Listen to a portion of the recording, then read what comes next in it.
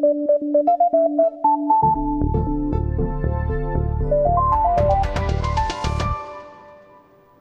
big advertisers have some big questions about Facebook right ahead of its IPO. I'm David Gillen, reporting for Business Day Live. We'll also look at how the booming business in Silicon Valley is raising the fortune of all things, the luxury bicycle industry. And tremors are running through the TV industry because of yet another new technology. But first, I'm joined by Tanzina Vega to take a look at what Madison Avenue is thinking about Facebook. Tanzina, good morning. Good morning. Thanks, David. So here we are. We're right on the cusp of this super hyped IPO by Facebook, perhaps one of the most hyped of all time. And suddenly people are raising questions, and it's a big one, about how important Facebook is to advertising. What's going on? That's right. So this week the news was that General Motors, one of the biggest advertisers in the United States, pulls out of advertising on Facebook. And what's important to note here is that this was $10 million of advertising. Small beans. Small beans when we're talking about the fact that Facebook made $3.7 billion in advertising last year. GM spends about $3 billion a year in advertising. So when we're putting it in perspective, it's pretty small potatoes. What this is, though, it raised a lot of eyebrows at Madison Avenue for people saying, do we need to pay for advertising on Facebook? And that's what the question is right now. I was really struck by this, the timing. I mean, right ahead of the IPO. What do we know about this? Well, we don't know a lot publicly. I mean, again, a lot of eyebrows were raised on Madison Avenue. People are saying, was it a meeting gone bad? Was this someone that over-delivered, under-delivered and over-promised something on social media, which is pretty easy to do? Is it the agency? So there are lots of questions about, was this just, meant on purpose? We don't know. Officially, we don't know the answer to that. What we do know is that people are saying, this is something we need to take a look at as far as our media buy is concerned. On Facebook, brands can set up pages just like you and I can set up a page, and that page is free. What you have to pay for, however, are the ads that you see in the corners of Facebook, the little tile ads. And the question is, GM was spending, and this was the big number that everyone was questioning, $30 million on managing that page, on creating content for that page, versus $10 million in actual advertising. What's the strategy here? What is that telling us, right? Is it worth it to do that? Now look, a lot of other companies, I mean, from Merck to Home Depot, I mean, everybody's got a presence on Facebook. What do we know? I mean, are other companies going to pull out like GM did?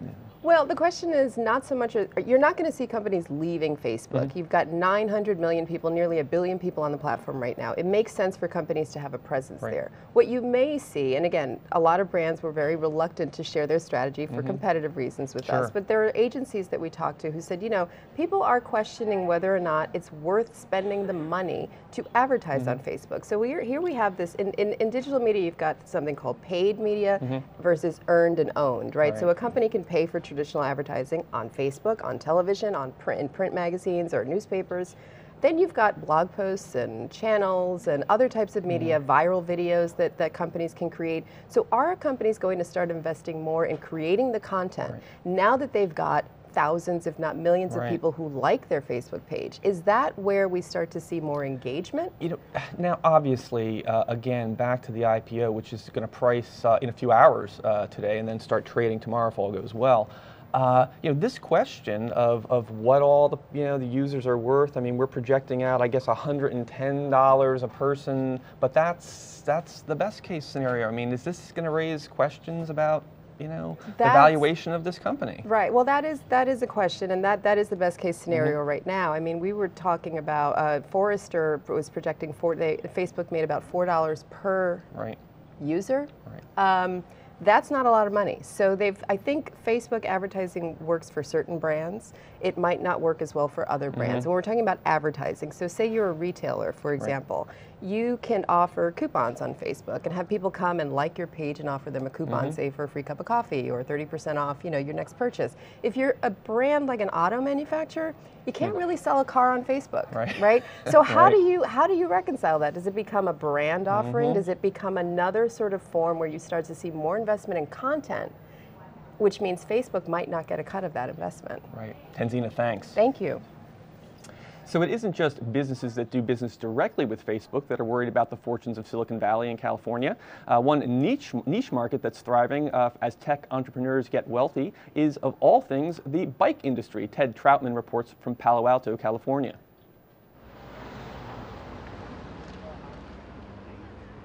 Here in Woodside, California, a few miles from the heart of Silicon Valley, it's common to see cyclists talking about the tech business as they roll by.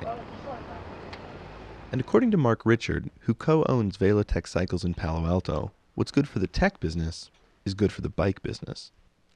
The success, of those companies, trickles down, and then, obviously, if people have more available disposable income, then they have the opportunity to buy things that become hobbies for them. Tim Eads, an avid cyclist who runs the cybersecurity firm Silvertail Systems, has seen this for himself. Certainly, any technology company that's doing so well, such as Facebook, I mean, people are being rewarded, and I'm sure when they go public, the house prices will go up in the area, and I'm sure the bike shops will sell more bikes. It's just how the whole water table lifts. There's an extended trickle down as well, in that the real estate agents that sold the houses, the car salesman that sells the cars, suddenly they've come into money as well because their sales increase, and now they have more disposable income, and they can come out and spend on their hobbies. Bikes are such a commodity here that Eads once received one as a bonus. Yeah, this bike was fantastic. I mean, it was given to me by the board of one of my previous companies when we locked in a multi-million-dollar deal with a technology company. Eads, for one, thinks cycling brings out qualities that are useful in a business. Working in the Valley and trying to get startups off the ground requires a certain kind of mentality.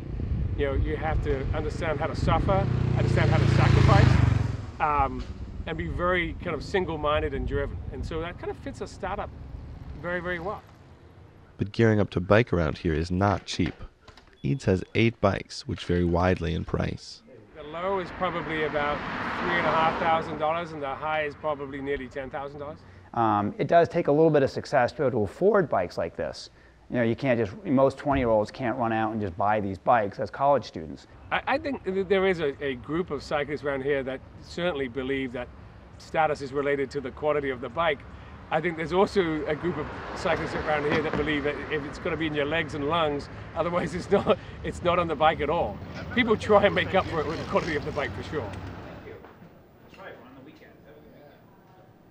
And finally, the pace of technological change has been especially disruptive in the media industry, and that was highlighted yet again this week by Dish Networks, which announced a new technology that would effectively remove ads from TV shows that you record on your DVR. Needless to say, advertisers were not thrilled. Joining me is Brian Stelter from the Media Desk. Brian, so this week is the TV execs are in New York doing the upfronts and the dog and pony shows for advertisers, and here comes Charlie Ergen of Dish with a new gadget, as it were. Tell us about AutoHop. Yeah, I mean, there's $9 billion on the line every spring at these upfronts. Yeah. And of course, a few days before the upfronts, we come out and Dish Network comes out with this giant ad eraser, is what I've been calling it. It doesn't technically erase the ads. Technically, the ads are actually still on the screen if you want to see them, but they just get zipped right by. The technology knows exactly when the ad starts and exactly when the ads end and just zips by them. That kind of technology isn't new, but nobody's really implemented it until now. I mean, it sounds like, my dream, a viewer's dream, but a network exec's nightmare. Presumably, broadcasters are angry. They are circling the wagons. It's always interesting to watch a group of companies who are usually compete work together to try to stop something.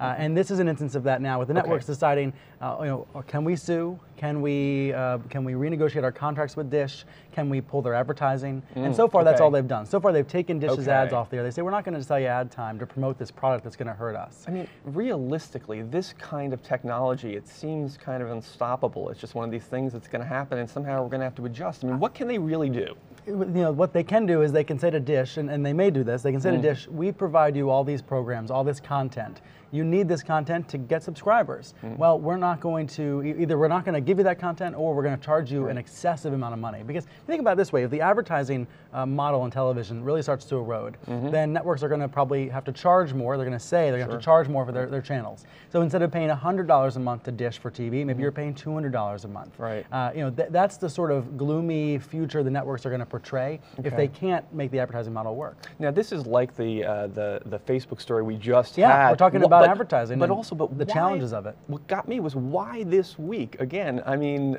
it's like GM, pulls the Facebook advertising this week. Right. Dish does this week with the upfronts. And of course, the talk at the TV upfronts has been about these two things: Facebook and about Dish Network. These are in different. I guess it's two different case studies of disruptive technology and of all these old line companies trying to figure out how to tiptoe around it or to survive within it. Right. It's really the story of our time when it comes to advertising, because we're moving from this media world that was dominated by advertising, maybe more toward a world dominated by subscription revenue.